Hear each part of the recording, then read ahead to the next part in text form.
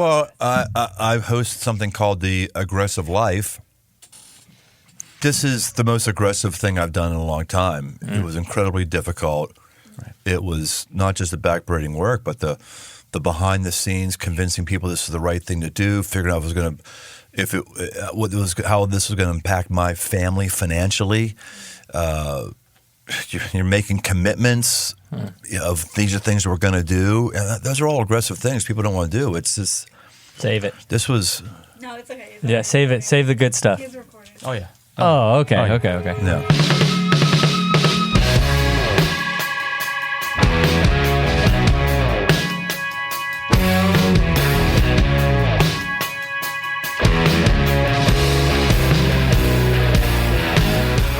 Welcome to the Aggressive Life. I am a pastor by day. You know that, Dirt.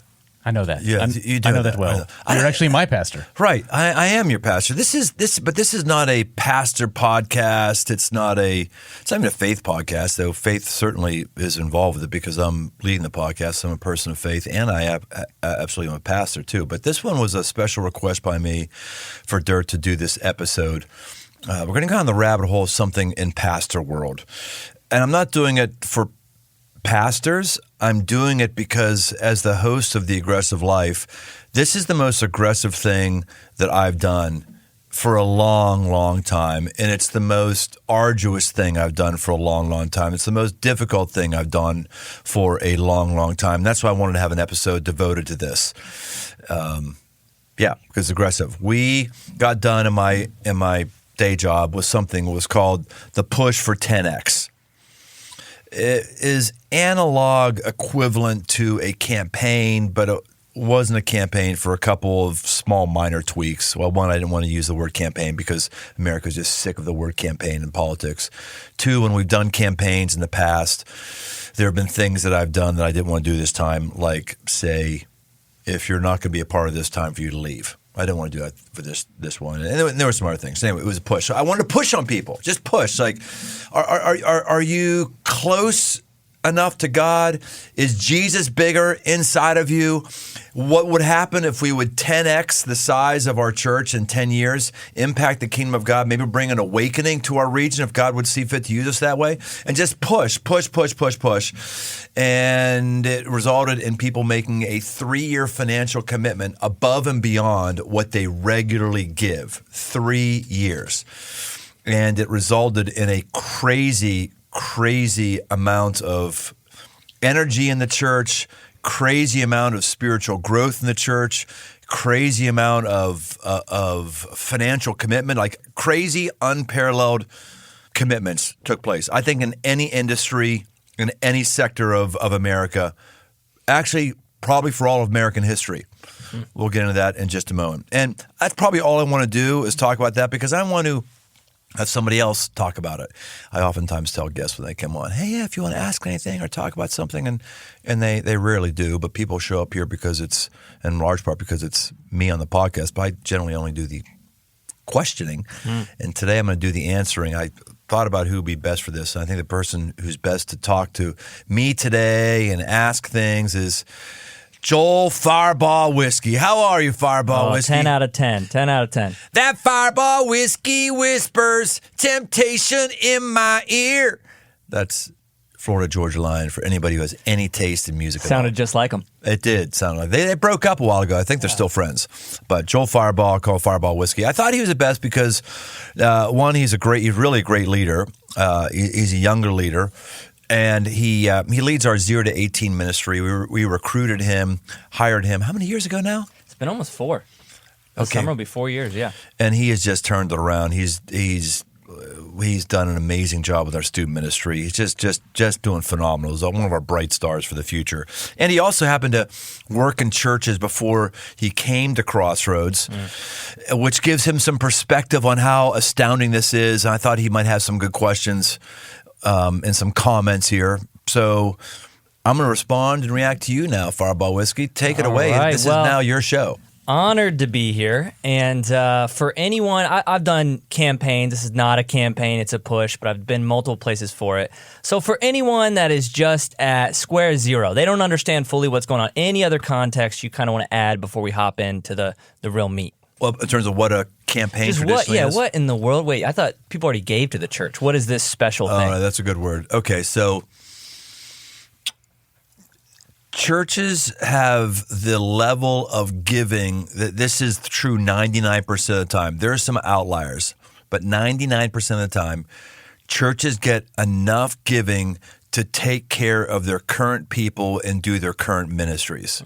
If you want to do something beyond that, reach people beyond that, do a project beyond that, build an orphanage, do whatever, that 99% of churches aren't creating excess cash flow. So you end up having a campaign to fund a building, fund an expansion. Shoot, some churches have to do a campaign to re-roof the building or to put carpet in the place or to re-blacktop. We don't do campaigns for any of those things. We're blessed enough to be able to fold those into our budget. So generally, if you want to throw a downfield pass in the church world, you're going to have to make your peace with some sort of campaign. Okay, helpful. All right, now here's the real question I have, and the real starter. You are how many years young? 59. 59 years young. Don't look a day over 58, all right? Yeah. 59 years young. No, you look great for 59 and great in general. Great for And- 59? I know. What do you mean great for I heard it coming out of my 59? mouth. The hell? Great for 49. Yeah. There we go. All right. 10 out of 10. And Do you so find me attractive? here's what I say. This is on camera, and he signs all my paychecks. So very 10 out of 10. The way the light's hitting him, it's great. Yes. So to be honest, though, you had, I mean, if we were just talking modern day retirement, people are talking now 55 retirement. At best, pastors we're seeing go till 65. So you started this church, one of the largest churches in the country, smooth running organization. You've led it with integrity. There's been no moral failure. Why not spend your last season just coasting, finishing? Like, why do a push? Where did this come from? Well, I understand the question because, yeah, I asked myself that. Yeah, that's why this was hard. This was an aggressive move to do it, is because I wrestled with God over whether or not I wanted to do this. Just about anybody would love to have in their organization more resources. But no one wants to do the things that get those resources, at least very few people. What did that mean? It meant that I was going to have, a long period of time losing evenings for meetings, mission briefings, as we called them, letting people know what was happening. It meant if we did this that I would have more criticism, because whenever you start talking about money, the crazies come out. They want to find a reason not to give, and they want to criticize X, Y, Z, and everything else. I knew there would be staff tensions because, staff are operating on very thin financial margins. They're already running really hard. Now we're going to layer this on top of that. And I knew, maybe worst of all, that Lib and I, we had the lead here financially. And we needed to make a sacrificial commitment.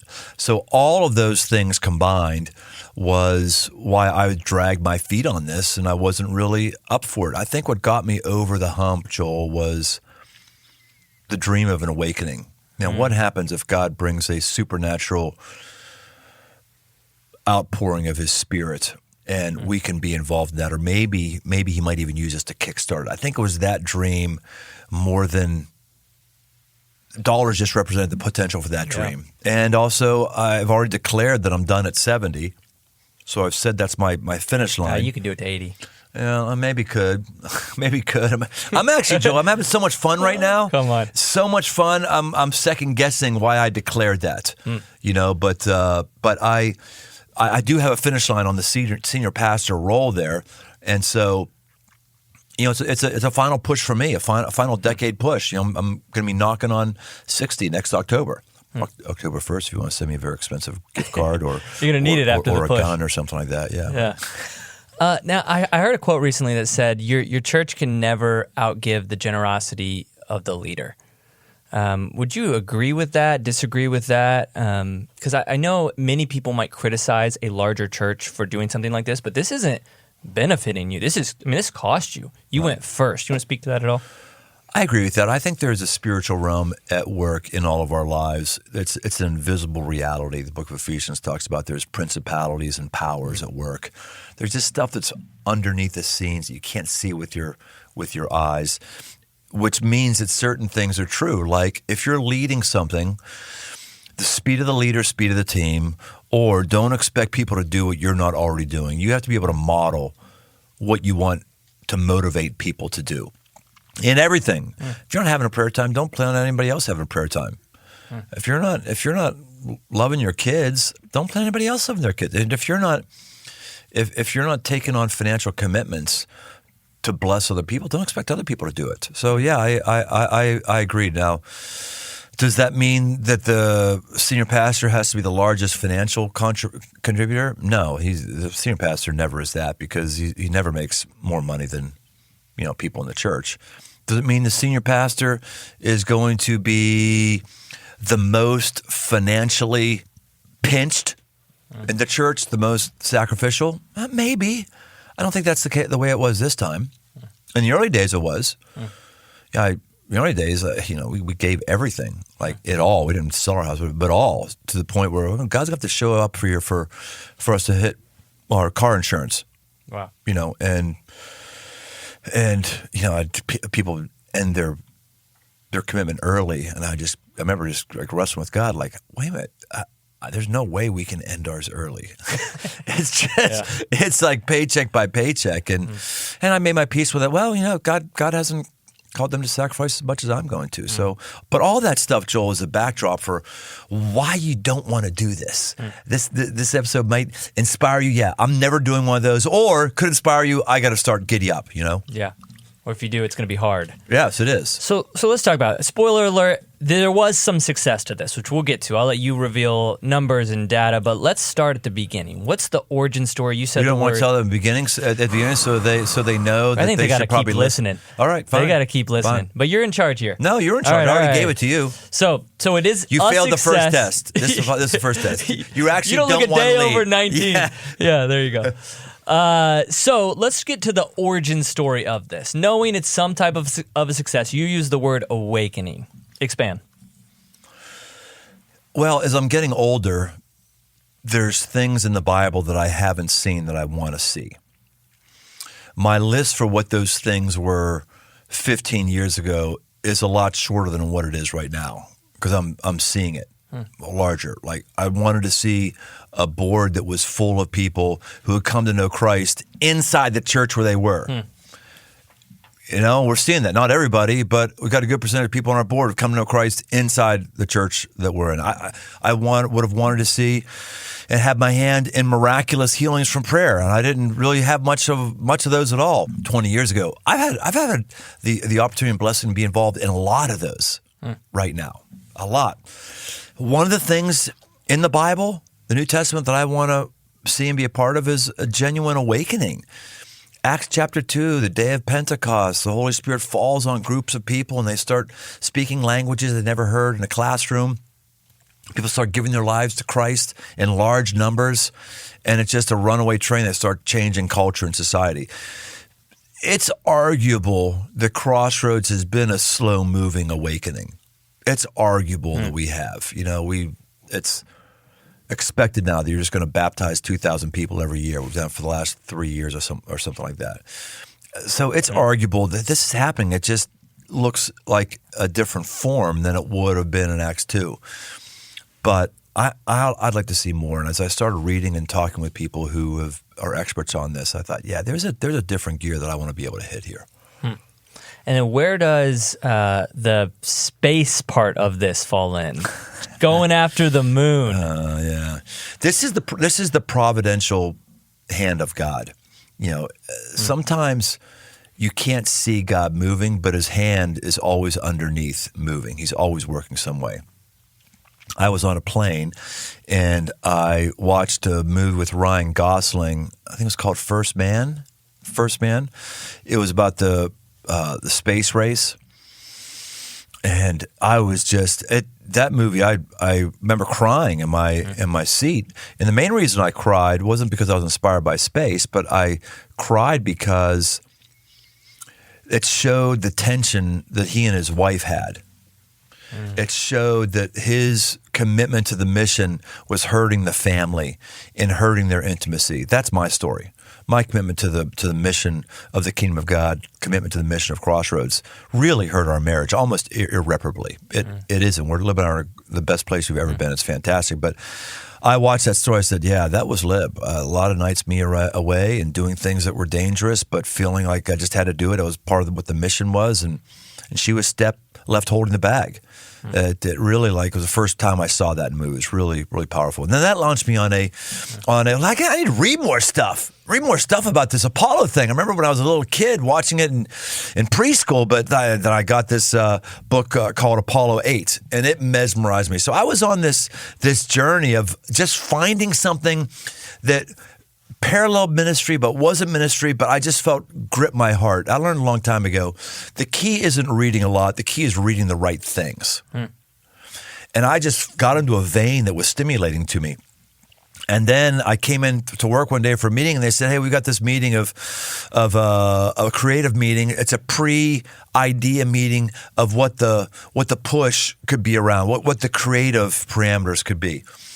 And what do you know? Somebody else other than me had the idea for a moonshot. I was like, you're kidding me. God's moving here. And then I find out the book that's been impactful for me in the last few years is called 10X is Easier or Better Than 2X. And in the Apollo notes, they actually said we have to 10X our ability here. Wow. We got to white label our stuff. We got to whitewash it. Start over, from the ground, because we're not going to beat the Russians unless we do something totally different to have 10x potential. So I'm like, God, 10x. That's right there with NASA. It's with a space theme, and God's been calling me to 10x my life, which is why we've made adjustments with Kyle and others. And so all that came. I saw the hand of God moving there. Wow. I'm going to bring us back. I want to go off script a little bit. We're going to get into the numbers if you're listening, but I want to hit on something you said there. So I know a lot of people listen to your podcast. They're business owners, they're entrepreneurs, they're young leaders, they're young pastors, they're church planters. And you mentioned this phase where it was hard, or hard. Yeah, hard. That was one of the inspirational things that also moved me deeply was Kennedy's speech when he was at Rice University. Which Rice is in Texas, and they used to play Texan football, this much smaller school. And he said, some would ask, why do you want to go to the moon? My response, why does Rice play Texas? Because it's hard. Because it's hard. Just doing hard things. I love that. Do hard. In fact, that was one of our primary weeks of this push, do hard things. So speak to the business owner, entrepreneur that maybe has a myth of balance right now. Right. You get where I'm going after. I want to make it big. I want to change the world, but it has to fit in with my 9 to 5. It has to fit in with my workout schedule. It has to fit in with when the kids go to school. Like, talk about what does it look like to do hard things, and how do you come out healthy on the other side? You're perfectly designed to get the results you're getting right now. Whatever results you're getting in your personal life, your business life, your church life, you're perfectly designed to get those results. That's why you're getting those results. And even if you didn't put any time into your design, you've accidentally fell into a design that's producing those results.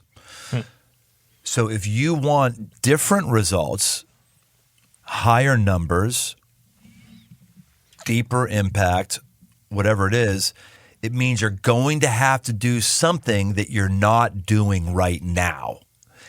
Because you're not doing it right now, it's going to be harder than what you're doing right now.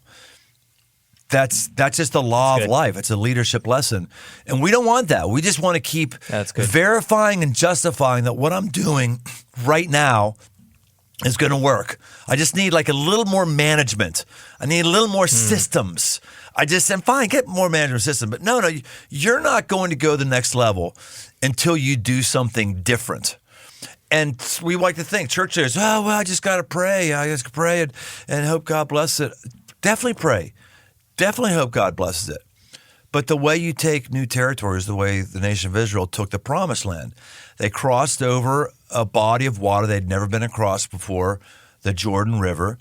They didn't listen to 10 people who were afraid and kept them back for 40 years. And they literally fought for the land. God gave them the land, meaning you can pick up a sword and fight for the land. So the things that you're going to have to do to get yourself forward, they're always going to be new things. They're always going to be uncomfortable, and they're always going to be hard. Always. And if they're not that, it's not going to get you forward. That's great. Well, we did the hard things. You led us through hard things, and I would argue it moved us forward. So let's get into some results. What were you hoping for on the other side of this, not campaign, this financial push, and what did we see? So Crossroads is a big church, very big church, and we've had for the last 3 or 5 years a real push, 6 years, a real push to get our church to tithe. We've had series on it every other year. What's a tithe? A tithe is 10% of your gross income to your local church. I don't want to get into all the biblical reasons why that is, but that's what that is. And it's really helped the church a lot financially. We've got money to do ministry, and we're reaching new people, and people are growing. It's really, really good. And our annual budget is higher than it would have been otherwise. So when we realized that we had some things that we needed to fund that we didn't have it for, we had some people who knew a lot about these things. They looked at our history of giving. They looked at our donor base. They looked at a bunch of things, and they concluded that since we had so many more people tithing, those people were already giving part of what they would have had in a traditional campaign gift anyway. And so we could most likely expect to see $75 million additional above and beyond our regular giving, $75 million. With such a healthy community of givers, there's not much more access, you're saying. So that was the that's belief. about the peak, 75. Okay. That was the Which belief. is a lot of money. That is a lot of $75 million. Yeah. That's a lot. That's a lot. And our annual giving right now is $65 million, something like that. So it's more than that. It's 1 point whatever X. So that's okay. But at that point, Joel, I wasn't really fixated on the money. At that point, I was fixated on the awakening. And I heard that financial types have to do that. They have to have some kind of planning. And I sat in the meeting or meetings and really, okay, fine. Whatever, it didn't matter what they said. It wasn't going to affect what my schedule or my prayer life was going to look like over the next several months. I just knew I needed to do what God was asking me to do, irregardless of what people thought it was going to do. And in the end, those estimates were vastly low. Was it the next? Did you ask the next question? How much it was? Or what I say we get into it. Yeah. Okay. Well, I say we did the hard things. You led us through hard things. So what was the result? Did it move us forward? It moved us forward as a church spiritually for sure. More people are closer to God than ever before inside of our church.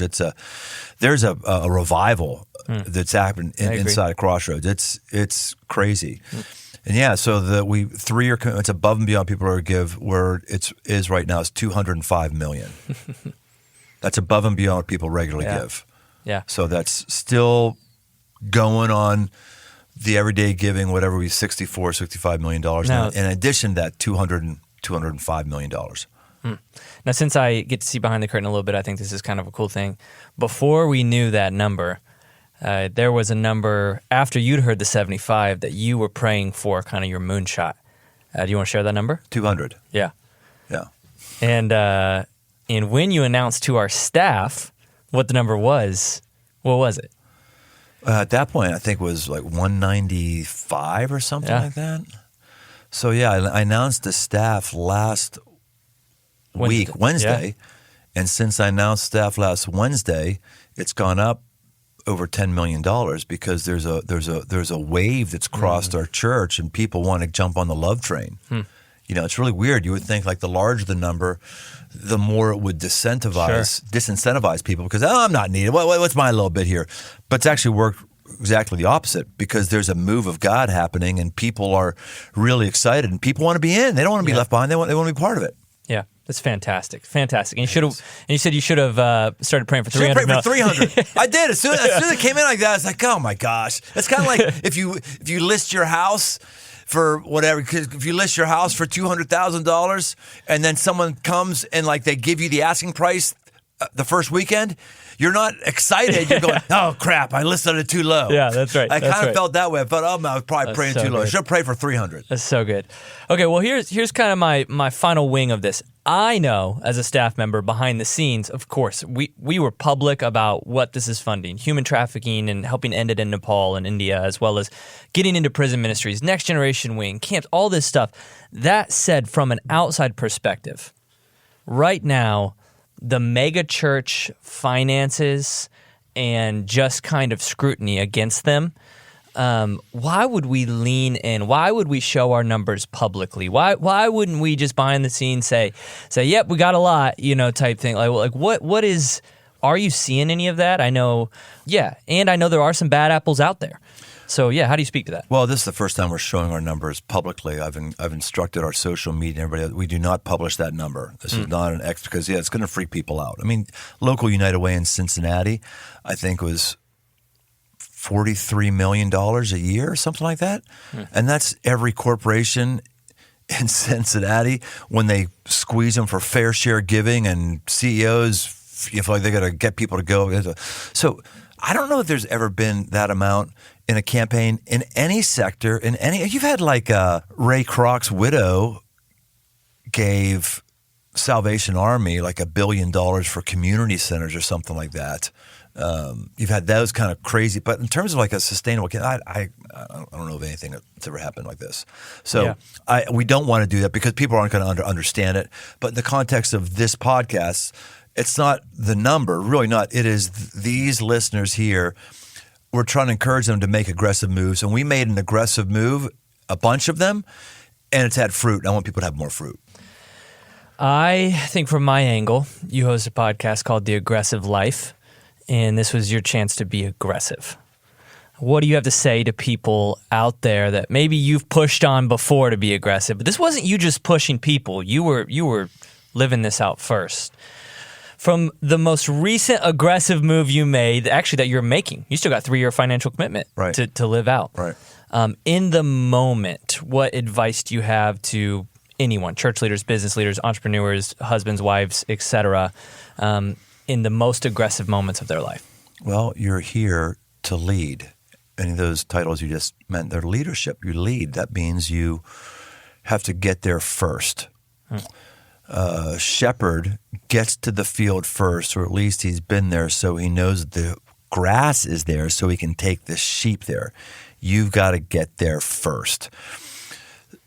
You've got to get there first, understanding that something like a push is necessary. You've got to get there first, understanding that, okay, you're willing to sacrifice financially again. You've got to get there first, and then you have to be patient as people drag their feet and they have questions. Because when you got there first, you had questions for a long time before you declared yourself. I did. This was before I declared myself. This was about a year and a half process of internal wrestling until we declared ourselves and announced.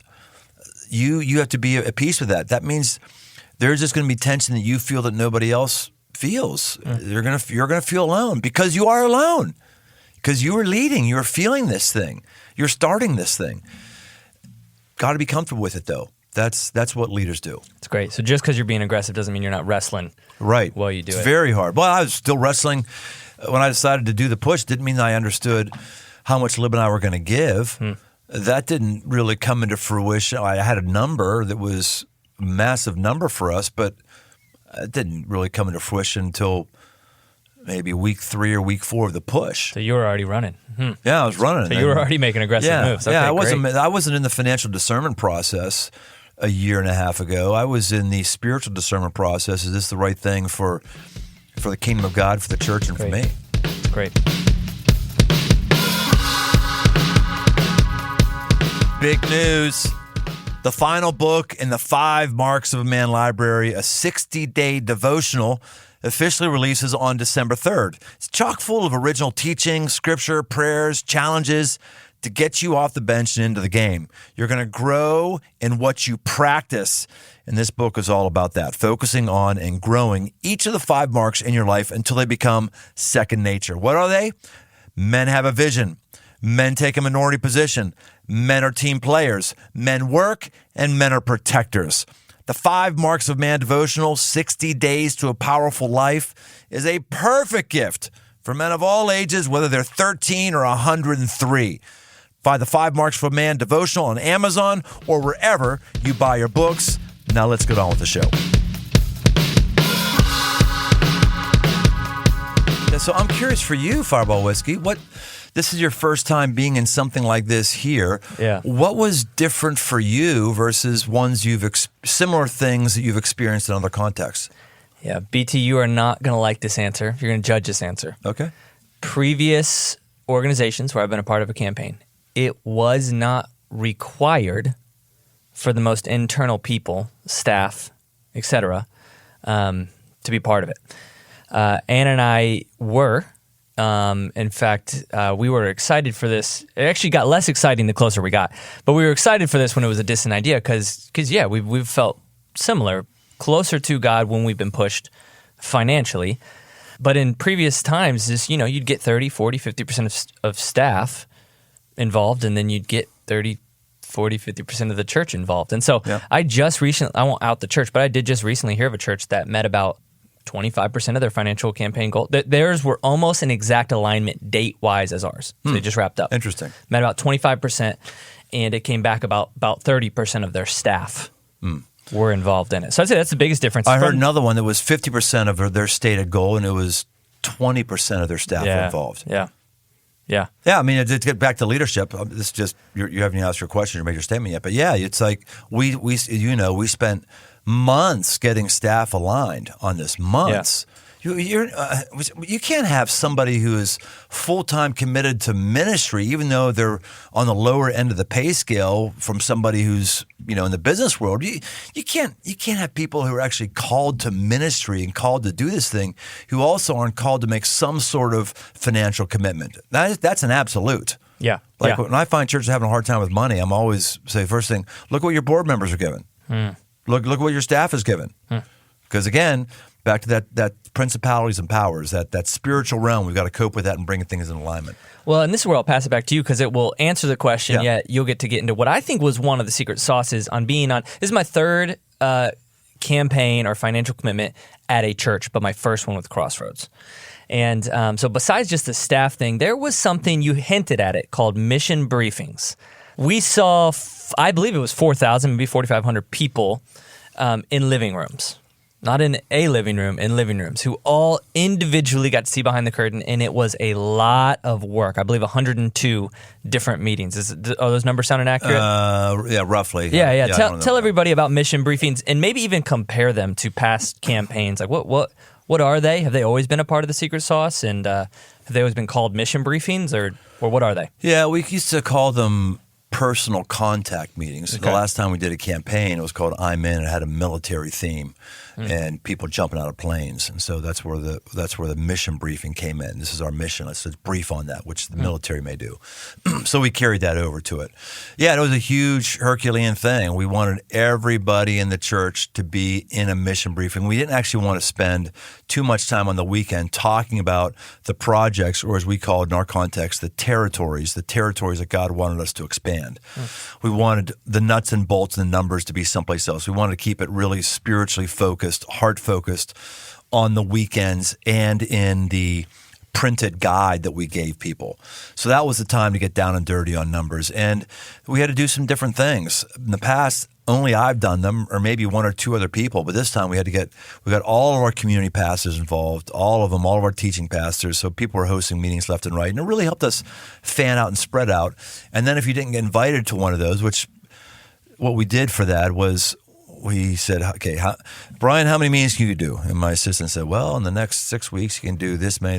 How many people can you host? So we did the math and said, okay, with everybody, come on. Joel, how many? You attended, but you actually didn't host any, did you, Joel? It's called a wingman. So every single person was deemed a wingman to help behind the scenes, get stuff, talk with people. So I was at 7 of those. Okay. And wildly enough, on the lower side, a lot of people, we were required 4, but I think a lot of people, how many did you do?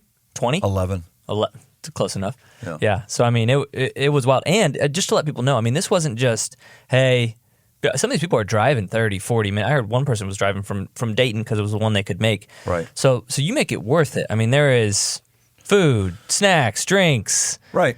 You're spending time with them. Yeah, half hour finger foods, and we got beers and wines. You want to do that and other stuff. Just half hour hanging out, and then we half hour of getting to know one another. People hear other people's story, and then an hour of projects and numbers. Yeah.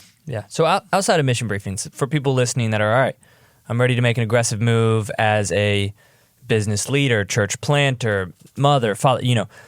Outside of mission briefings, especially in the organizational leadership world, what are some other behind-the-scenes secrets that you can just kind of give people to go out there and be aggressive themselves?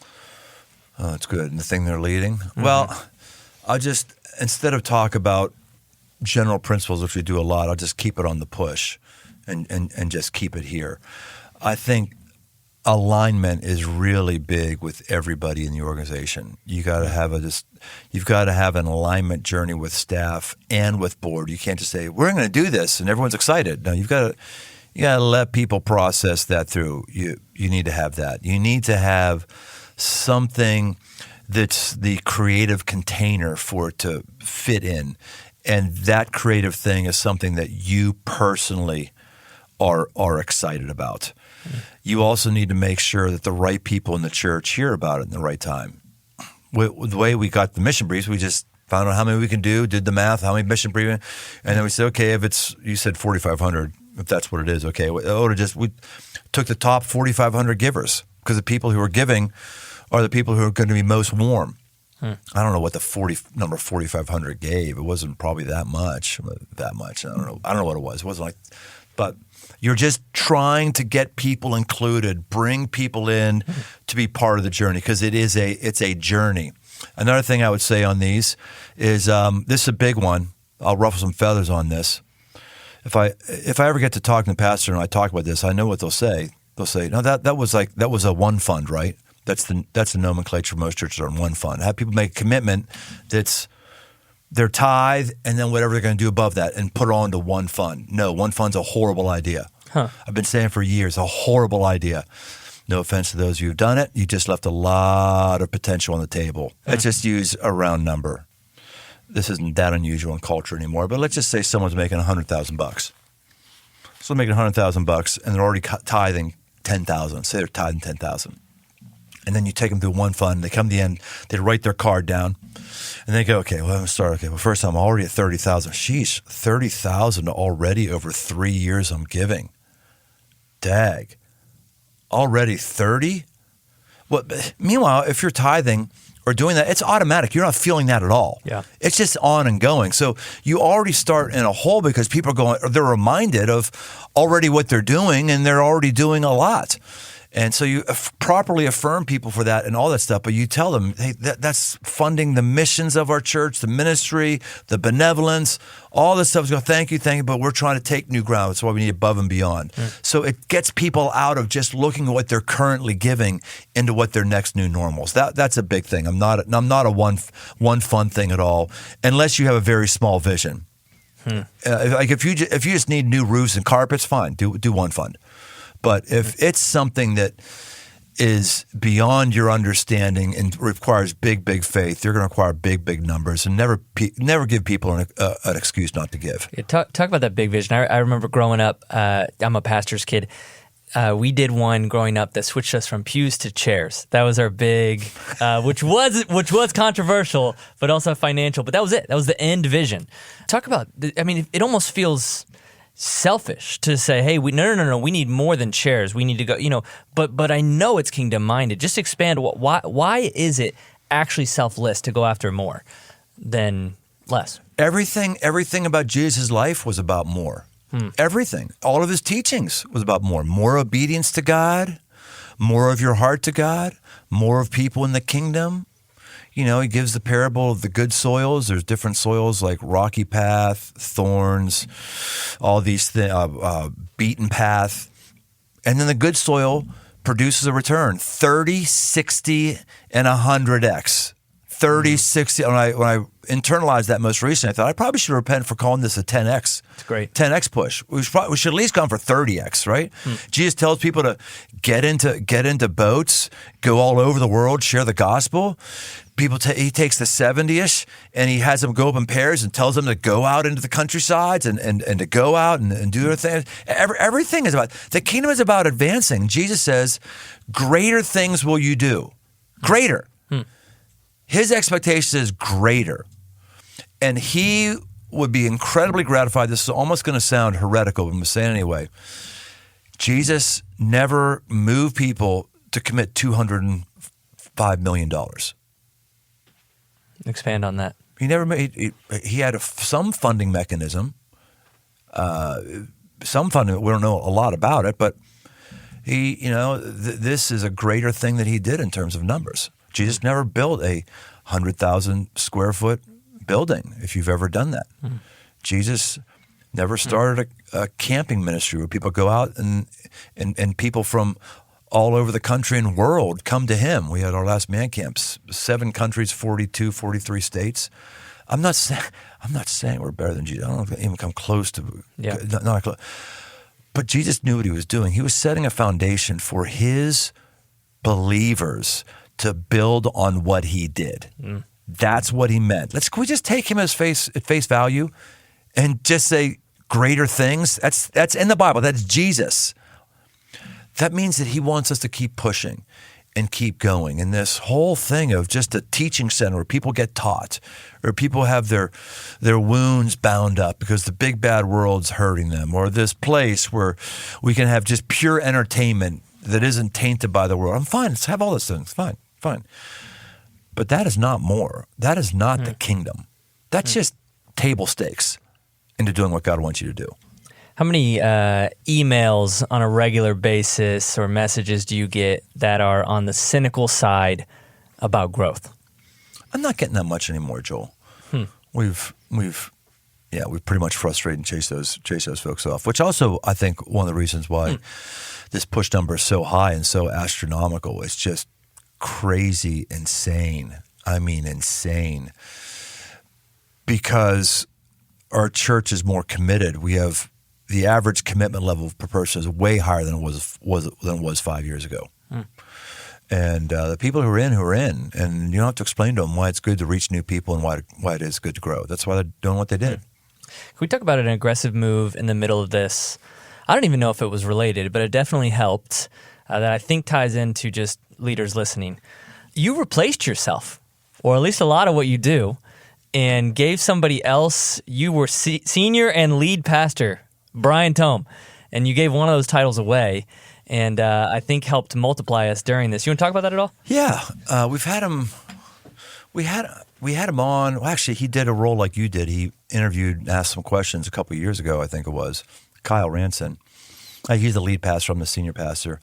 That ended up being really brilliant for the push.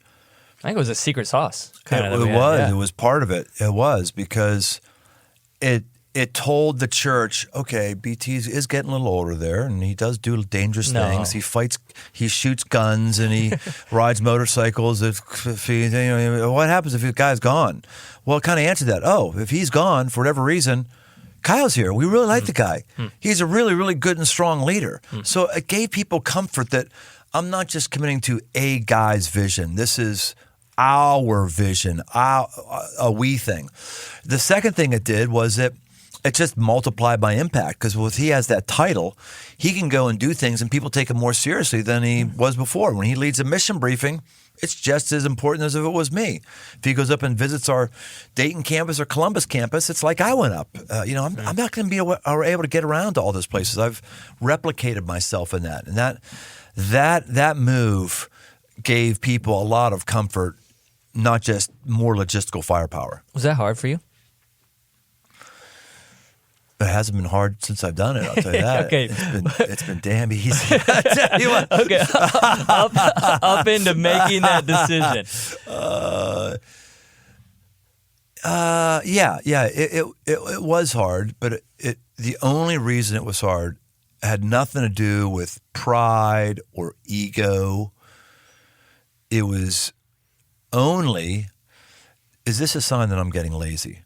Am I trying to give work away to somebody? Am I saying I don't want to have the same work ethic that I had before? What is this saying? It was that personal pride hang up on that. No, That makes sense. giving the title away, no problem. Giving the authority away, no problem. A higher salary to him, no problem. No problem. It was that like, wait, does this mean I'm phoning it in now? Are people going to perceive me as being a slacker now?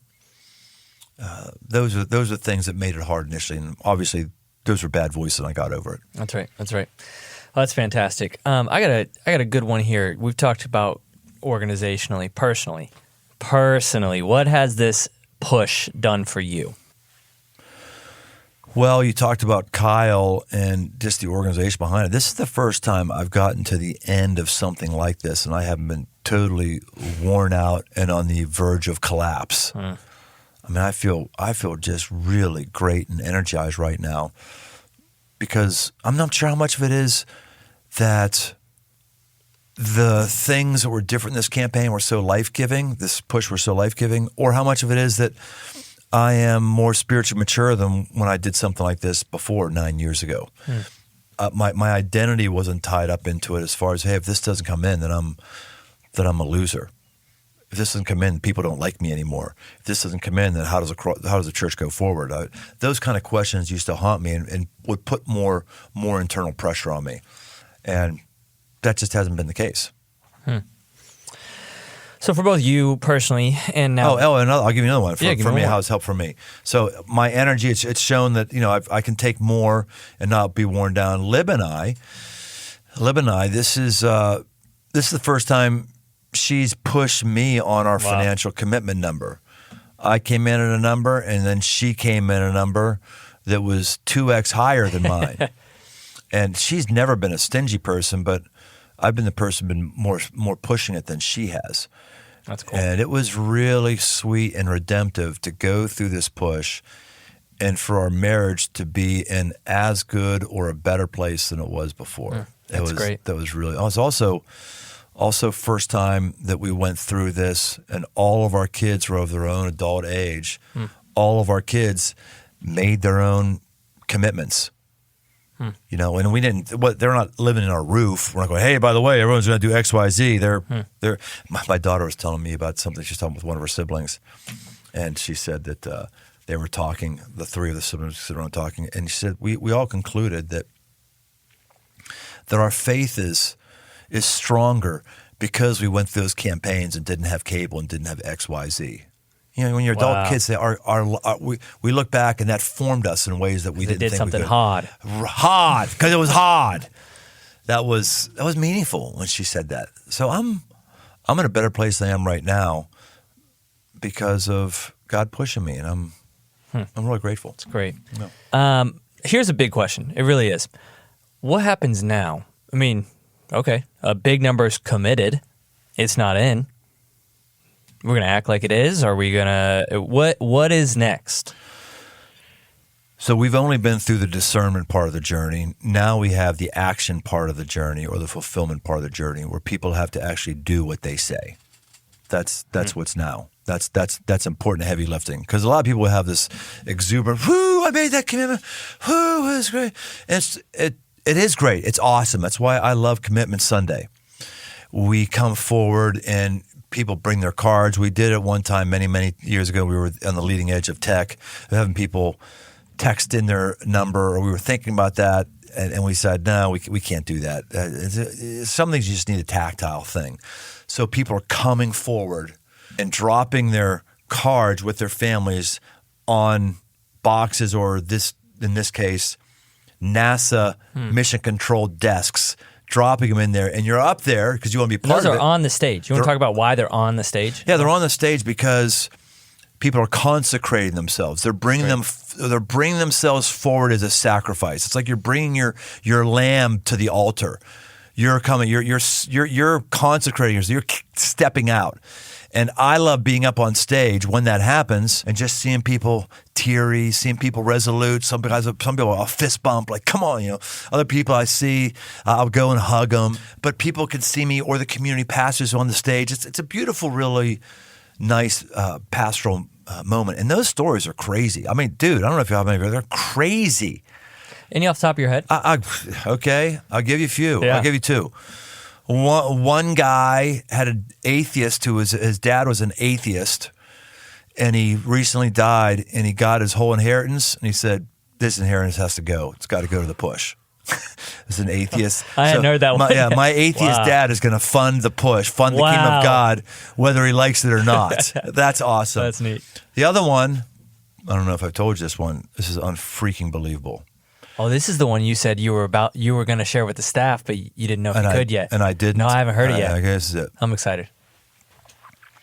So a guy who's younger has a lot of resources. He starts wrestling with a rich young ruler. The story that Jesus tells a rich young ruler, oh, you want to get into heaven, huh? Well, just sell everything you have and give it to the poor. Of course, the guy leaves and is dejected and he's crushed. This guy starts wrestling with the rich young ruler, and I'm not sure why he would. We didn't talk to the rich young ruler. It wasn't even a verse in the guide that we published and gave to people. I don't even remember the last time I preached on the rich young ruler. I don't know. I don't know where he gets it somewhere. And so as he's wrestling it through, he says, Jesus gave that challenge to this guy. He doesn't give it to everybody, buddy. He gave it to this guy, which also in that story, there's two rich young rulers. There's the rich young ruler who gets the challenge, and there's the rich young ruler who's already done the challenge. That is Jesus. He's young. And he was rich and loaded in heaven, and he emptied himself, taking the form of a servant. I hadn't heard that take yet. Yeah, it comes from Tim Keller. Oh, preach. So this guy concludes, and his new wife concludes that money has a grip on me. And Jesus was giving this guy an out, a way to break it. And I want to break it. And then he goes a level further. This is his processing with God. I've never thought of this before. He goes, that guy was young. And he could have made all that money back. What would it have been like to make all that money back, but now your heart's right and you have the blessing of God on your life? So he says, that's what I'm going to do. He's our largest giver, largest commitment. I don't want to tell you how much it is. It freaking blow your mind. Oh, my gosh. Largest commitment that we've ever gotten in the history. Largest commitment we've ever gotten. Oh my gosh! Yeah, largest commitment we've ever gotten, and it's because he decided to give it all, and trust that God is gonna. Yeah, trust that God's gonna bless him and go forward. I mean, that's like, okay, I've never heard anybody doing that. Nobody. Never, ever. I've never, ever. I don't care if you're making minimum wage or what. And people say, well, if you had a lot of money, you could. No, you can't. You say that just because you don't give a lot. A big number in the bank is a harder number to give than a small. When I gave it all our first couple of campaigns, it was all. And I didn't give it all this time for process with God. I was up for it. I didn't give it all this time, but it's just harder.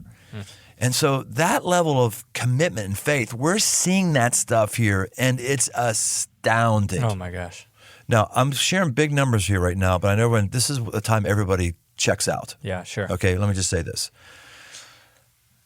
We've never had a campaign where there was any more than one 7-figure gift, and that one was $1 million. So our last time we did a campaign, as large as crossed with tens of thousands of people, there was one 7-figure gift. But it's also at that time a church at 20,000 too. We're always pastors oftentimes look for reasons why it's not true and it wouldn't work for them because they know it'd be really hard and they don't want to do it. So you just want to think, well, you had some billionaire in your church. Well, you had this. No. We took people on a spiritual journey, and everybody, and for some reason, this time we had a crazy amount. One of them, I don't know if you know him or not. One just been in church only a year. They were a board member in another church, which we don't target board members of other churches, and their kid just got locked into your student ministry and loves it. Been here for less than a year, and it was a massive gift. We had what is it, $181,000 come in from kids, Yeah, that's students, right. That's right. My gosh. I heard from one, and they said that they actually kind of ticked off with their student because they saw what he was doing in the service, and then said, "What do you think I can get that money from?" And I said, "Well, you said if I got a scholarship, then you're going to give me X amount of money. I'm going to give all that." Yeah. Yeah. Oh my gosh. You've got people making massive, massive sacrifices in this thing. We had a woman last time we did this. Her sacrifice was to go 3 years without using the dryer at the laundromat. Wow. Because she could save quarters. She could put that money in. And I saw her back on this one. I don't know what she's done this one. Single mom. You hear those stories. That's sacrifice. That's the heart of God. And I may talk about the big numbers only because I want to get attention that big numbers are out there to push the vision forward. But the truth is, it's the vast number of quote unquote smaller numbers that gets the job done. This is the only time we've ever actually seen big numbers like we are right now. It's always been a lot of small numbers. And the truth is, the smaller numbers are most likely the most generous numbers too. Yeah. We've earned our stripes, and there's no longer any sense that something is weird happening behind the scenes. We've been here for 28 years now. We've done every single thing we ever said we would do. Yeah. Some of them failed. We did every single thing we ever said we would do. Privately funded AIDS hospice. Yep. New campus in Dayton. Yep. Take hundreds of people over to South Africa mission trip. Yep. Just go on and on and on. There's dozens and dozens of those things. And maybe there was a time where a higher level of trust kicked in, which is how people were able to be as generous as they are. I don't know what it is, but it's astounding. It blows me away. Yeah, and talk about the last week you said from stage, which I think is one of the parts that we are going to spend this. Right. That much money coming. Shouldn't we bury it? Shouldn't we save some? Talk about that. I think that's why people gave. Right, 100%. I interact with people who have got these cash reserves in their church, and they ask how Crossroads keeps growing, what keeps happening, and I ask them how much money they have, and I said, well, it's very simple. Spend money. You're sitting on 6 months of operating cash. Why should God do anything different in your ministry? We never have 6 months because that money is fuel to burn the fire brighter. Why would you sit on those assets? Put it into play. We tell our church that. No one's excited to sacrifice for a church so a church can get out of debt. Woohoo! No one's excited to sacrifice for a church so that the church has adequate savings. No, you sacrifice because you see where the mission is going to do, and you do that. And that's a massive deal. We spend money, and I believe there's never been an American or an international church that has more assets on hand than the American church right now. And do you wonder why we're not getting things done? Are you kidding me? Rick Warren said in the early days the church is all about vision. In the later days, it's all about its budget. Why in the world? Or you need to ask God to give you a vision of what to spend your money on, or you need to repent that you're not doing it. And if you don't know what else is going on, come on over here. We got place to put it. We have loads of places to put it. That's why it's called the aggressive life. It's not called the theological life, although there is a theological truth in there. I just don't understand it. We don't see Jesus affirming savings. Yeah. Just don't see it. And then obviously have people say, well, Pharaoh had to save for 7 years because famine was coming. I understand. I have some savings. I appreciate that. And you realize people have been telling me that for 28 years now. We've gone through 4 of those 7-year cycles and have never hit that. Can you just open yourself up that you're cheap and afraid and maybe unfaithful? That you don't have a vision that's big enough that takes faith and it takes resources. It's great. Before we get hit this final round, I want to say this. I came on 4 years ago, we said, and part of me thought, I missed it. I missed the glory days. I missed it when we built Dayton. I missed it when we went multi-site. I missed it when we crossed the bridge and went into another state. That's why I missed it. And it feels good. Feels You're good. not now, brother. Feels good to have a senior pastor who's taking aggressive moves to making sure that we move forward. I haven't missed anything. Best days are ahead of us. You're totally right. I agree. I think 10 times is too small. I can't wait to see what happens. And this is just the beginning. Commitment's in. You're right. Now we got to put pen to paper. It's ominous, Joel, that and exciting that I'm coming into my 60th year next year. We had a guy on the podcast several months ago, Bob Beal, wrote a book called Decades. It's more like a long pamphlet than a book. If you read it, if I ever write a book, that's what it will be. If you have a goal to like read a book a week, put this on the list because you'll power through this and you'll feel smarter and you did it. But it's really good. He says the most productive decade in a person's life is their 60s because they have networking abilities. They've got wisdom they didn't have. They actually have more opportunities, and that's where I am. I'm going to go into my 60s. With now being a part of a team that manages these resources and pushes in new territories, like my next decade is going to be freaking great. Yeah, it is. It's going to be awesome. Yeah, it is. I can't wait. Can't wait to be on the team. All right. What we've all been waiting for, we're going to turn the tables and ask BT the lightning round questions. And I've heard him pick on people for expanding, so let's see if he can do it. All right. Okay. Are you ready? I think so. Jesus. Aggressive. It's always the answer. Aggressive mistake made during this push.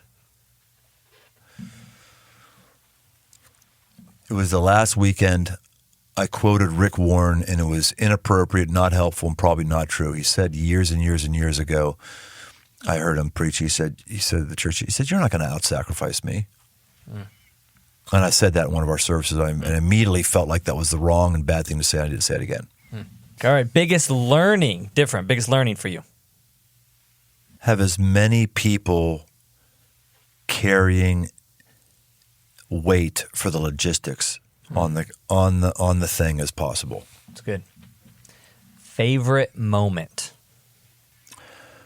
It's being on the stage at the leader event, which is 10 days before the final Commitment Sunday, and on Commitment Sunday. Just seeing people come up really moved and hugging people and loving people and just seeing the resoluteness in faces and everything. It's an unbelievably bonding locker room experience. Least favorite moment? Having to make choices of what does get played or doesn't get played, what does get said or doesn't get said, but because you just don't have time to do it all, and just wondering if that was the right choice and would the other thing have been better, and just not knowing. What's next? What's the next aggressive move?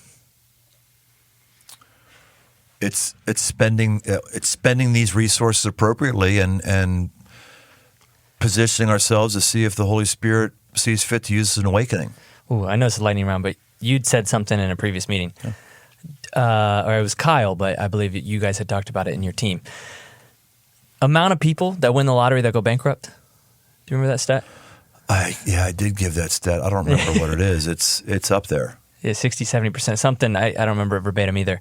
So talk about the aggressive spend yet stewardship. Well, how's that? What's next? How does that relate to the lottery? We don't want to go bankrupt.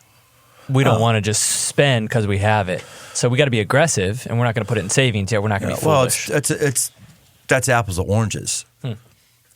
We didn't hit the lottery with this commitment number. We prayerfully worked our noogies off for it. It's not at all with the lottery.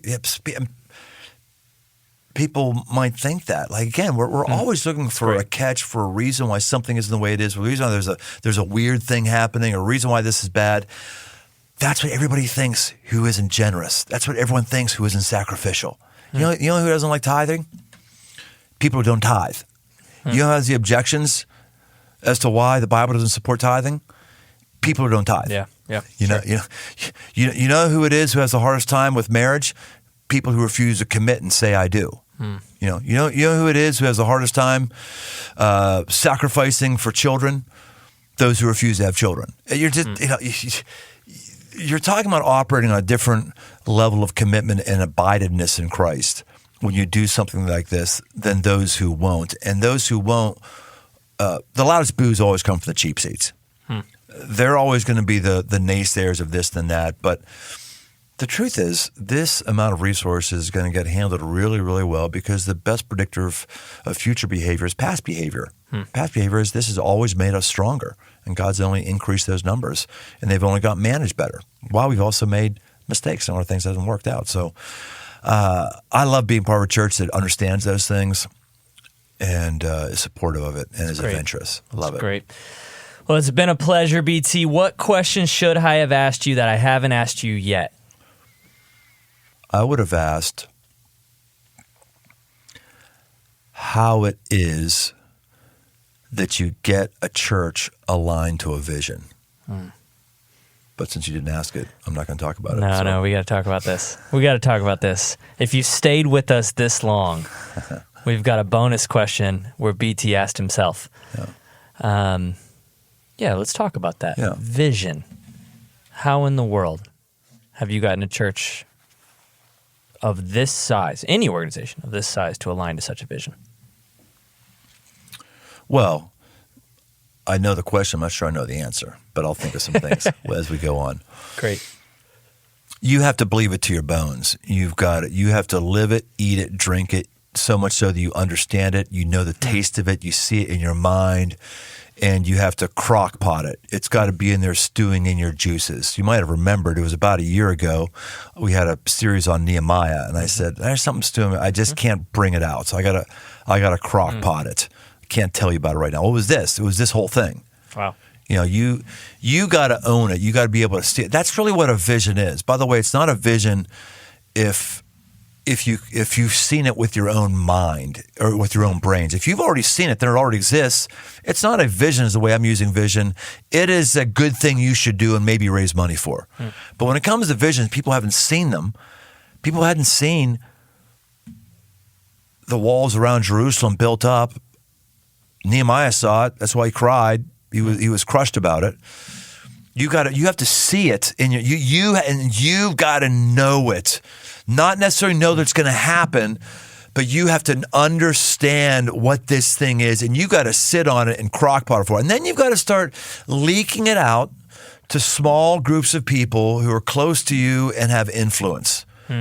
Your board, your key staff, and just leaking it out. Like, this is what I'm thinking, and hearing how they respond to it, and perhaps how they sharpen it and cut things away and make it sharper, because maybe what you have in your mind isn't 100% formed, but they're going to help form that.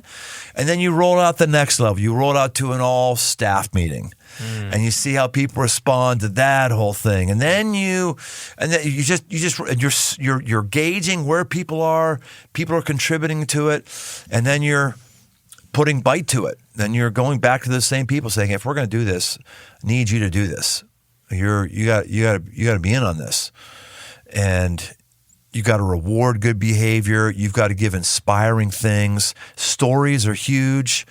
People's stories and how God's changed their life and how this is going to affect that. You got to hit all the bases: the relational component, the mental component, the emotional component, the spiritual component. How does this mesh with the Bible? And you have to do it consistently over time. You can't just say, hey, we need more money in our organization. What's a little jingle or creative container that I can roll out and then maybe see if this generates something in 3 months? It doesn't work that way. This is a crock-pot long-term play, and you've got to own it. You've got to do the hard grunt work of aligning people to it. And 2 follow-up questions on that. You can answer them both at the same time. 1, does your vision, your end result, usually look like your beginning vision? I want you to tie that into. 2, anyone that knows BT knows he has a high level of discernment. You have a high level of discernment. Should anyone have a vision, or is it kind of reserved for a certain level of leader and influential person, if you will? I think everyone can have a vision. It's just a factor of the complexity and size of the vision. If you've never seen anybody in your family get married and stay married, that's a great vision. It's not going to require some sort of 3-year campaign, you know. I think anybody can. Okay. And then do your visions usually look verbatim like what you pictured, or is there usually a curved trail along the way? No, there's a curved trail. You need just enough vision to take a step in that direction, and then the open heart to be able to be pliable and move. Where we are right now as a church, Joel, right now with having camps and people from all over the country coming in and pooping in the woods and revival. That was a big thing for the push, by the way. We had a revival. Let's call it old school revival on the land. Don't have to camp, come and go as you wish. And that cemented it for the whole church. At least the whole church understood why we invest in land and why we want to build a 20-acre lake, which is actually now going to be 17 if we can get the approvals. It was part of the journey of people embracing. But if you told me or the people who invited me to Crossroads, to start Crossroads and be the first senior pastor, if you told me the Crossroads would be what it is now, no one had that vision. No. No one. All we had a vision was have some small church in Hyde Park that would reach young professionals. Wow. We didn't have any number goals. We didn't have anything. You had no idea when you came that it would be anything close to what it is today. No way. No, in fact, if I had heard of something like this, I probably would have judged it myself. That's fair enough. Yeah.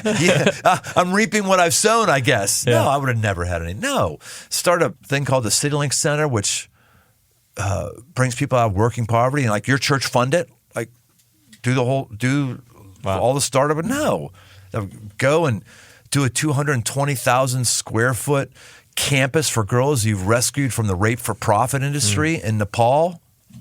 No, I didn't even know human trafficking was a thing. An app where I think it's 1 million people this year. There's 1 million prayers have been prayed in the Crossroads app as of now, something like that. The iPhone wasn't even out yet. No, wouldn't even know. Didn't even know there was such thing as apps. No, you don't. You're just faithful doing the next step that you feel God puts on your heart. Yeah. That's great.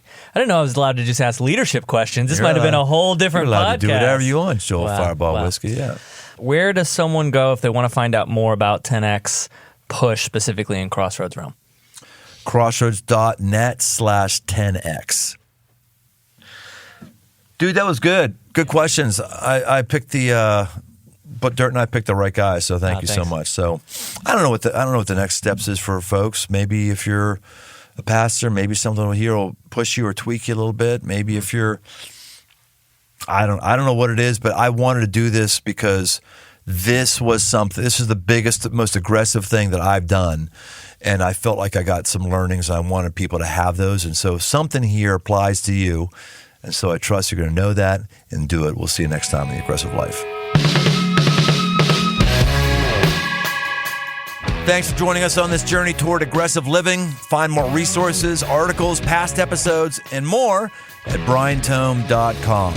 Pre-orders for my newest book, a 60-day devotional called The 5 Marks for Man, 60 Days to a Powerful Life, are open right now on Amazon, along with all the other books in the 5 Marks library. Be sure to leave us a rating and review wherever you listen to your podcast. Then send an email to Dirt, that's Dirt, at briantome.com to get a free Aggressive Life sticker. Find more on Instagram at briantome. The Aggressive Life is a production of Crossroads Church, Cincinnati, Ohio.